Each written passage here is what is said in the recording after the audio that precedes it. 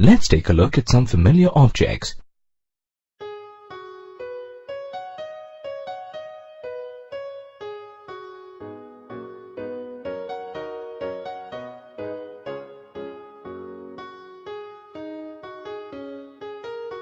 When I move among these objects, there is no change in the position of these objects. That's because these objects are at rest. Now let's see what happens when these objects move. Wow! Did you see how fast the car zoomed away? The ball has also disappeared out of sight. The globe shows how the Earth rotates on its axis. But the rocking chair is still here. Its movement looks very inviting. I'd like to relax in this chair. So, what changed around me? The objects that were at rest started moving or were in motion. Motion can be of various types. It can be regular and controlled, like in a watch, or erratic and uncontrolled, like that displayed by the tsunami that took thousands of lives. Now, how far do you think the car will go? How long will the globe take to rotate completely on its axis? You can obtain answers to such questions through the study of motion in physics. These answers will help you control motion and harness it for constructive purposes, like in a hydroelectric dam. In this lesson, you will learn about motion and related quantities. At the end of this lesson, you will be able to define motion, identify instances of motion encountered in our everyday life, analyze motion along a straight line, identify uniform and non-uniform motion, calculate speed and average speed, define velocity, calculate velocity of a moving object, explain scalar and vector quantities, define acceleration and calculate acceleration of a moving object. In everyday life, you see some objects at rest and others in motion. Birds fly, horses gallop, water flows through rivers, and cars move. You say these are in motion. Thus, motion is a state of an object in which there is a change in its position with respect to its surroundings and time. When a car race starts, the position of each car participating in the race changes relative to the stands, spectators, and so on. This is because the cars are in a state of motion.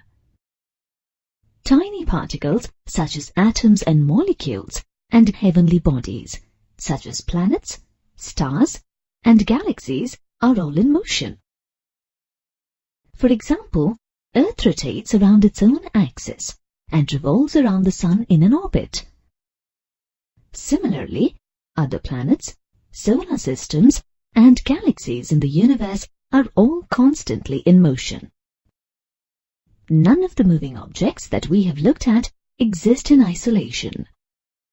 They may have other moving or stationary objects in their environment. What happens when we compare the state of two or more than two objects? For instance, let us consider the state of a car driver. Is he at rest or in motion? It is difficult to answer this question. This is because, with respect to the car, the driver is at rest. But with respect to the other things around, he is in motion. Thus, the states of rest and motion of bodies are relative. Absolute states of rest or motion do not exist. Consider a bus moving along a road. A passenger in the bus perceives the trees and other objects outside the bus to be moving, while his co-passengers seem to be at rest. Similarly, we cannot see the rotation or revolution of the Earth. However, Based on the changes in the environment at various times of the day and transition of seasons, we can infer that the Earth is rotating on its axis as well as revolving around the Sun. Hence, overall, you are in motion as a part of Earth, but at the same time, you are at rest with respect to your immediate surroundings. Motion of objects or bodies can be one-dimensional or linear, two-dimensional, or three-dimensional. One-dimensional or linear motion involves an object moving along a straight line or in a specified direction. For example, cars moving along a straight path in the circuit exhibit linear motion. In two-dimensional motion, in a given plane, an object moves in two directions at the same time. For example, a golf ball, when hit, flies off making a large parabolic path over the golf course. It travels in two dimensions or directions at the same time, horizontal and vertical. If we observe an airplane taking off from a runway, it ascends rapidly in one direction and after gaining some height, turns towards its flight path. This type of motion, where an object moves in three directions at the same time, is called three-dimensional motion. In this lesson, we will cover motion along a linear path in detail. You can measure the magnitude of movement of an object using two quantities, distance and displacement. Hi, I am called displacement. I will always show you the shortest distance between the initial and final points, or the aerial distance between 2 points. My cousin is called distance. We often look similar, so it can be a little confusing for people at times. However, there is a unique feature that sets me apart from my cousin: my sense of direction. In fact, because of this characteristic, I always display a special pole letter or an arrow on my head. Let's look at these quantities using an example. At the end of her school day, Mary goes from the school to the playground. The school is 3 kilometers away from her home and the playground is 4 kilometers away from the school. So, from home to school to the playground, Mary travels a total of 7 kilometers. This is the distance traveled by Mary. Thus, distance is the actual length of the path covered by a moving object irrespective of the direction of motion. However, the straight route from Mary's home to the playground is only about 5 kilometers long. Therefore, Mary's displacement from home to the playground is 5 kilometers, as against the distance covered by Mary in reaching the playground, which was 7 kilometers. Thus, displacement is the shortest distance between 2 points irrespective of the path between the points. When an object is in motion, its motion may or may not be consistent all through its journey until it comes to rest again. Let us observe the yellow car in the race. What do we see? The car moves 50 meters every second continuously. Thus, for each second, if we note down how far the car has moved from the starting line, we see that the displacement during any 2 consecutive seconds is the same. This car is in uniform motion.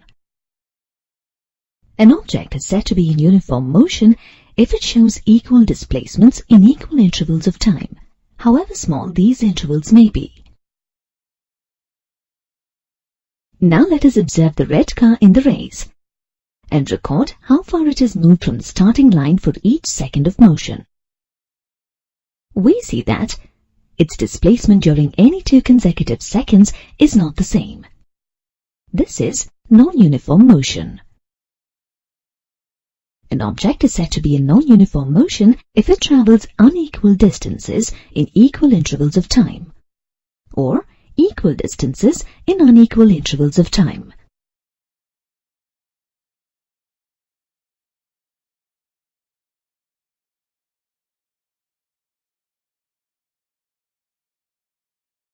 Different objects may take different amounts of time to cover a given distance.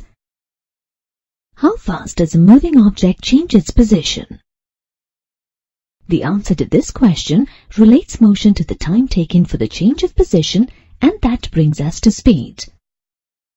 Speed of an object is the rate at which an object covers a given distance or changes its position. Speed is calculated as a ratio of distance covered to the time taken to cover that distance. Thus, an object that covers a relatively large distance in a short amount of time is moving at a high speed. Conversely, a slow-moving object has a low speed and covers a relatively small amount of distance in a relatively longer duration. An object at rest has no speed. Speed is measured in centimeters per second in the CGS system and as meters per second in the SI system. Typically, you measure speed in kilometers per hour. 1 kilometer per hour equals 5 divided by 18 meters per second. Or 1 meter per second equals 3.6 kilometers per hour. Let's try applying this formula to one of the situations we reviewed earlier. In our previous example, Mary's school is 3 kilometers away from her home and the playground is 4 kilometers away from the school. If Mary walks to school from home in 20 minutes, her speed can be calculated as 3000 divided by 1200, which is 2.5 meters per second or 9 kilometers per hour. However, generally, the motion of an object is not uniform from its starting point to its final destination. Its speed varies at different points or stretches in the journey. In such cases, to determine the speed at which the object covers the total distance, you may need to gather data on the speed of the object at each instant when it is in motion, and then calculate the average of all these instantaneous speeds.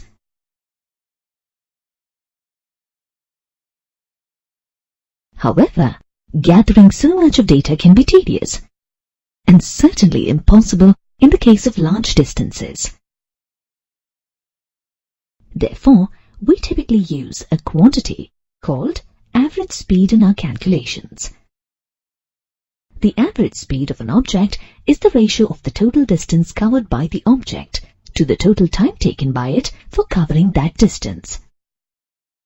Like motion, speed can be uniform or non-uniform.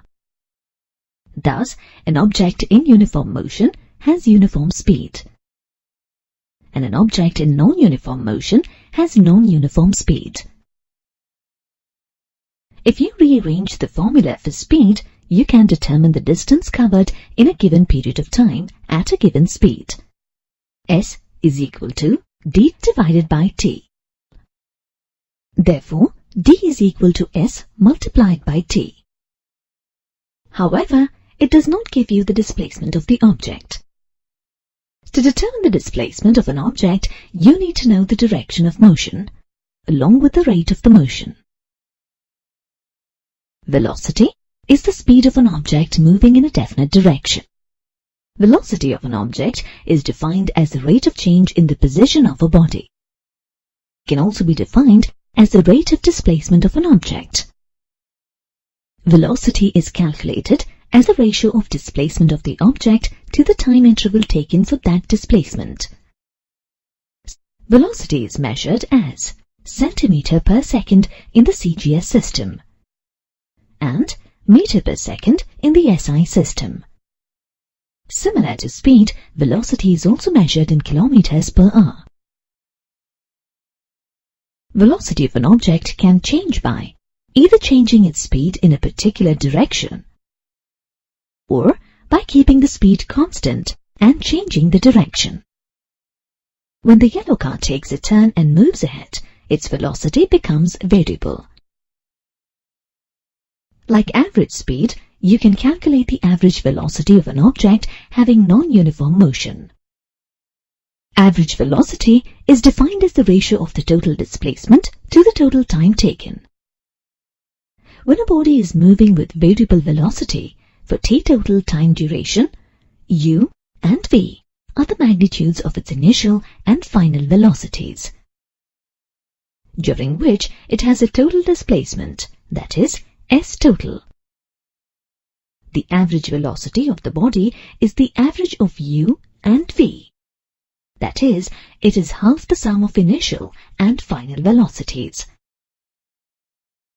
Hi, can you make out the change in the velocity of my hands as they work round the clock to tell you the time? The tip of each hand moves with uniform speed but changes direction continuously as it moves in a circular path. Thus, if you consider the second's hand, its velocity actually changes each second. When the second's hand completes one full rotation in 1 minute, it comes back to its original position. At this point, its displacement becomes zero, and hence the average velocity also becomes zero. So far, we have reviewed some related measures of motion, that is, distance and displacement, and speed and velocity. Among these measures, distance and speed have only magnitude, whereas displacement and velocity have magnitude as well as direction. A physical quantity that has only magnitude but no direction is scalar. Length, area, distance and speed are all scalar quantities. On the other hand, a physical quantity that has both magnitude and direction is vector. A vector such as displacement is simply a scalar with direction. Let's look at a car in the race. A yellow car is currently at a distance of 7 kilometers from the starting line. However, if we measure the straight line from the starting line to the position of the yellow car is positioned at a point just 5 kilometers towards the northeast direction. Here, distance of 7 kilometers is scalar, whereas the displacement of 5 kilometers towards the northeast is a vector. For an object in non-uniform motion, its velocity may change with time. Rate of change of velocity is expressed in terms of acceleration. Thus, if a body moves in such a way that its velocity changes, then it is said to be accelerating. Observe the car moving swiftly in the circuit. When it approaches the turn, it slows down and after negotiating the turn, quickly gains velocity again. This change in velocity of the car is known as its acceleration. Acceleration is the ratio of the difference of final and initial velocity to the time interval during which the velocity has changed. Acceleration is a vector quantity and is measured as centimeter per second square in the CGS system and as meter per second square in the SI system. Like speed and velocity, the acceleration of an object can be uniform or non-uniform. A freely falling body gains velocity due to gravitational forces at a uniform rate. Thus, it shows uniform acceleration. However, a car negotiating a turn shows non-uniform acceleration because its velocity changes at a non-uniform rate. When an object moves such that its final velocity is less than its initial velocity, it is said to possess negative acceleration or retardation. Here, the two buses, A and B, are moving along a straight path. The bus A is gaining velocity, hence it is accelerating, whereas the bus B is losing velocity, and hence it is retarding. For example, Consider a bus traveling with a velocity of 20 meters per second. The bus comes to a halt at a bus stop over 5 seconds. In this case, the acceleration of the bus is -4 meters per second square. Thus, we say the retardation of the bus is equal to 4 meters per second square. To summarize, let's take another look at the relationships between the quantities we just studied. Distance represents the extent or length of motion. When distance is mentioned with the direction, you get displacement. A change in distance with respect to time gives you speed of motion. Similarly, the rate of change of displacement gives you velocity. When you measure the change in velocity with respect to time, you get acceleration. The section on solved problems provides you an opportunity to review some model problems based on these concepts. To revisit the key points covered in this lesson, please review the flashcard.